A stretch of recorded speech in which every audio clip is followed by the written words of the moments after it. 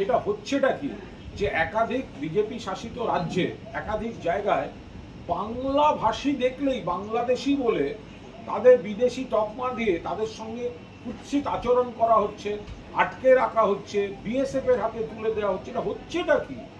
বাংলা ভাষা, যে ভাষায় স্বামী বিবেকানন্দ থেকে কবিগুরু রবীন্দ্রনাথ ঠাকুর থেকে কাজী নজরুল ইসলাম থেকে নেতাজি সুভাষচন্দ্র বসু থেকে অসংখ্য মনীষী এবং গোটা বাঙালি জাতি কথা বলে, বাংলায় কেউ কথা বললেই তাদেরকে বিদেশি বলে তকমা লাগানো হচ্ছে, একঘরে করে দেওয়া হচ্ছে, অত্যাচার করা হচ্ছে, বিপদে ফেলা হচ্ছে।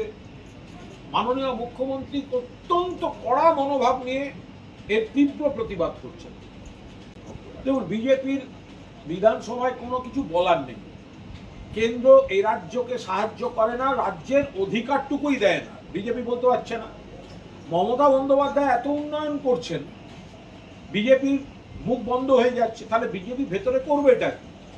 তো ফলে তারা বাইরে বেরিয়ে এসে নাটক করা, ছবি তোলা, এইসবে যাচ্ছে। তাদের বক্তাদের তো যুক্তি, তথ্য, নথি দিয়ে বলার কিছু নেই। অন্যান্য সব রাজ্যের তুলনায় মমতা বন্দ্যোপাধ্যায় বাংলাকে ভালো রেখেছেন, উন্নতি হচ্ছে, উন্নয়ন হচ্ছে।